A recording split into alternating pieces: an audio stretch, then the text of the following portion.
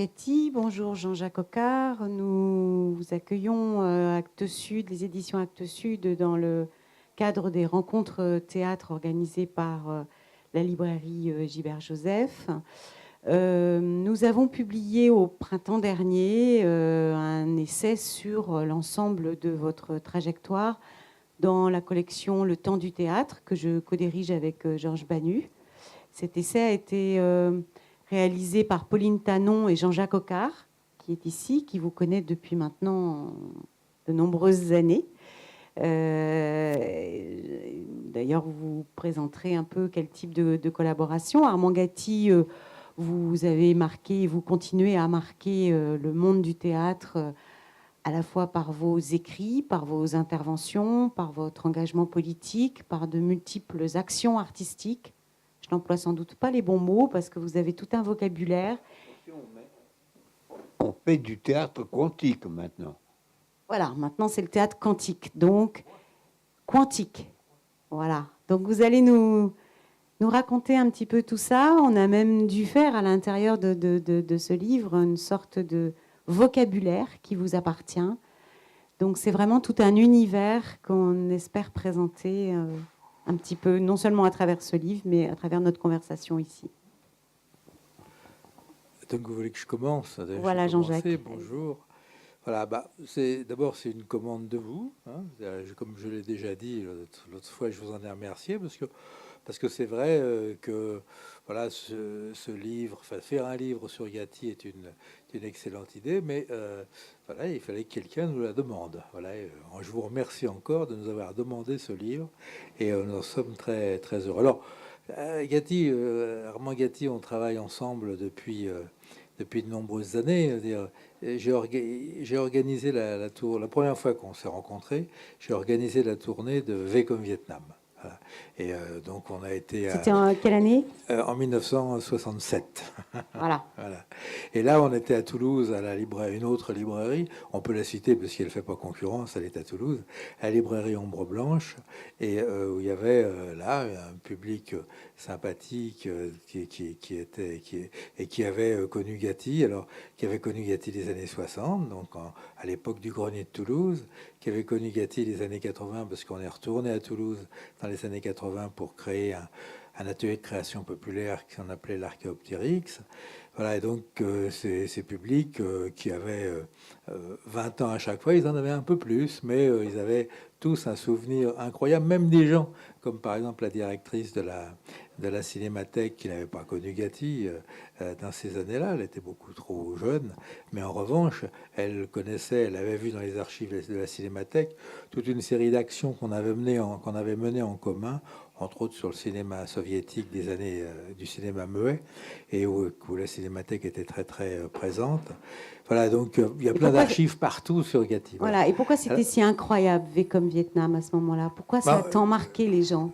Ça a marqué les gens pour deux raisons. D'abord, il y a la guerre du Vietnam qui est un élément voilà, important, hélas important, dans ce moment de la vie politique mondiale. Ça, c'est un premier point. Et le deuxième point qui est effectivement important, c'est un collectif qui regroupe tous les syndicats universitaires, l'UNEF, le SNES-SUB, tous les syndicats que vous pouvez avoir imaginé de l'université, et qui commande à un auteur, Armand Gatti, une pièce sur le Vietnam pour, disons, j'allais dire populariser la lutte, mais pas populariser la lutte par un tract, mais dans le cadre d'un débat, d'une réflexion à partir d'une œuvre, celle que Gatti va écrire, qui va s'appeler V comme Vietnam. Puis l'autre élément qui est important, mais ça c'est important par rapport, je dirais presque, si on veut faire des comparaisons avec maintenant, c'est que quand le collectif demande à Gatti d'écrire la pièce, il l'écrit. Après, le collectif dit à Gatti, bon, on va monter la pièce. Comment? Et Gatti se retourne vers Maurice Sarrazin, à qui je rends hommage et qui vit toujours. Il a le même âge que Gatti. Et donc, qui vit toujours à Toulouse. Et donc, il se retourne vers Maurice Sarrazin, directeur d'un centre dramatique national, le Grenier de Toulouse. Et il dit à Maurice, voilà, on a une commande, il y a quelques moyens pour la monter, mais toute la production à Toulouse, c'est le Grenier qui la prend en charge. Et Maurice Sarrazin déprogramme une pièce, La Nuit des Rois de William Shakespeare, appelle le spectacle les comédiens du Grenier de Toulouse face aux événements du Sud-Est asiatique.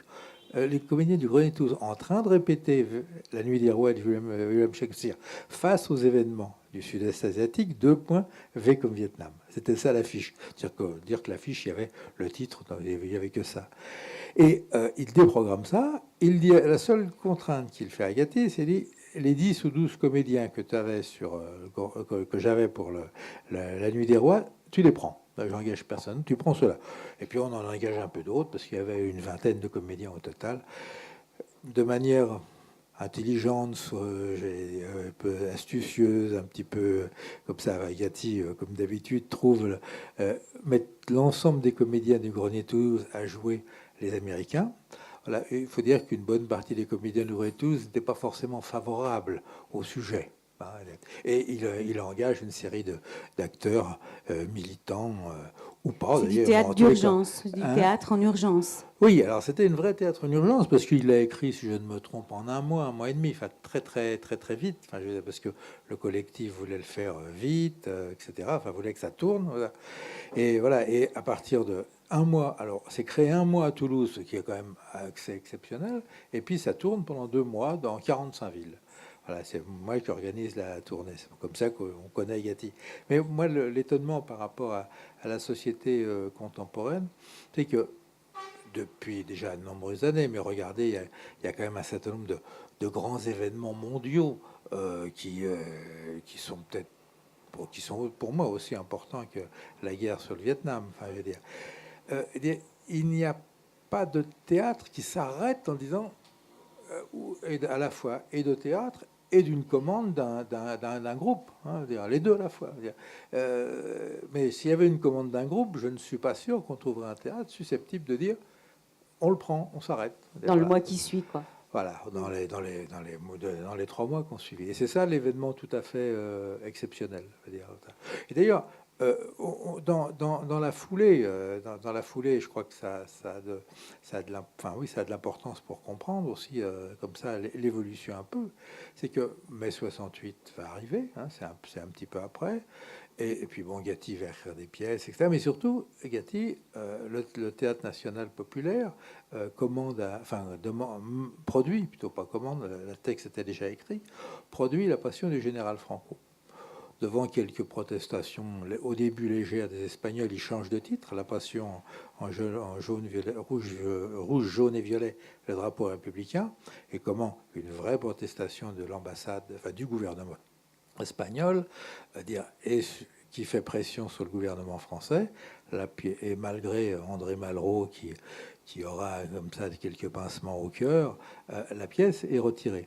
Elle est retirée pour une raison simple, c'est que tous les théâtres nationaux, c'est toujours la même raison à l'heure actuelle, hein, tous les théâtres nationaux, l'État, qui finance à 100% les théâtres nationaux, a un droit de regard sur leur production. Alors c'est le seul exemple, hein, effectivement, de théâtre, de censure, parce qu'on peut le dire, de censure. Et ce qui est intéressant, c'est que dans la foulée, on va essayer de monter, mais on va monter la pièce en 76.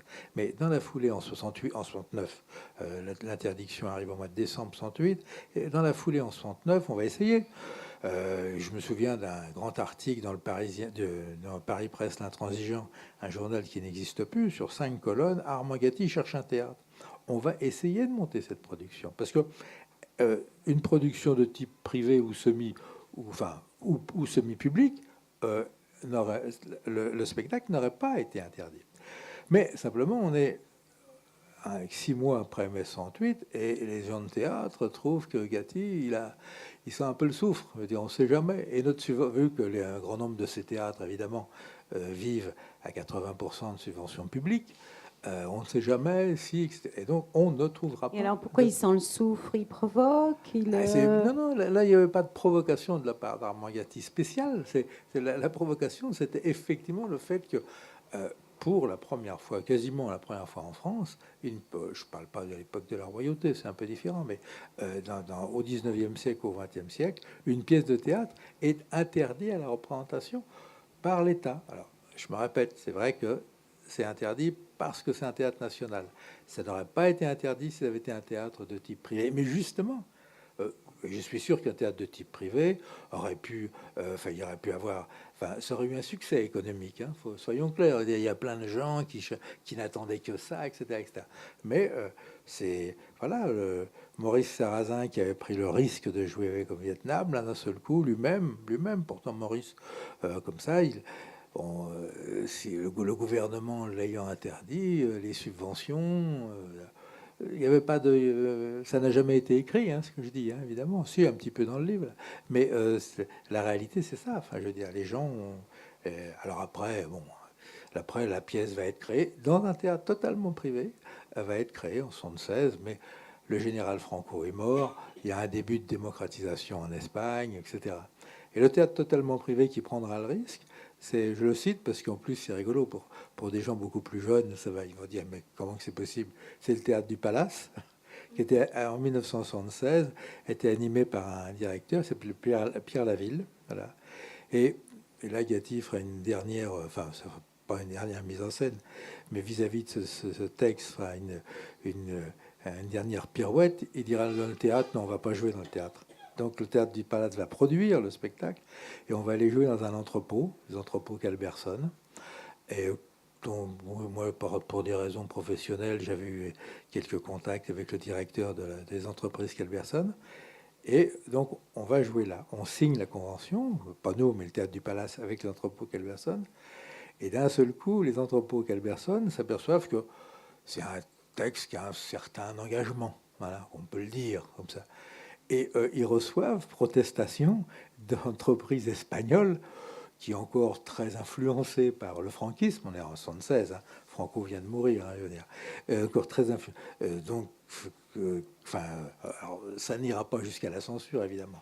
Le spectacle sera joué dans les entrepôts Calberson et aura Mais un vous aurez succès. du mal à le faire tourner, quoi. On va le tourner un petit peu, on va le tourner un petit peu. Il va être monté à Aix-en-Provence, il va être monté, alors là c'est une caricature, il va être présenté à Aix-en-Provence, à Marseille, il va être monté chez Marcel Maréchal à Lyon. Et quand on va arriver à Marseille, c'est vrai que le spectacle, c'était bien d'avoir une grande salle, il n'y avait pas d'entrepôt. Plus tard, il y avait la friche de la Belle de Mai dans laquelle on a travaillé, ça c'était bien, mais là, donc il loue le directeur qui nous accompagne à Marseille loue un gymnase. Gymnase, je me souviens du nom du gymnase, ça s'appelait le Valier, le gymnase Valier. Mais quelques organisations d'extrême droite, fascisantes, espagnoles ou pas, enfin qu'importe, font courir le bruit qu'ils allaient faire une grosse manifestation. Donc la pièce n'est pas interdite, mais il y a une telle propagande qui est lancée dans la ville que, et d'ailleurs, les comédiens ont fait quelques jeux de mots dans le spectacle, que les trois quarts des gens qui étaient dans la salle, c'était des policiers en civil. Et voilà.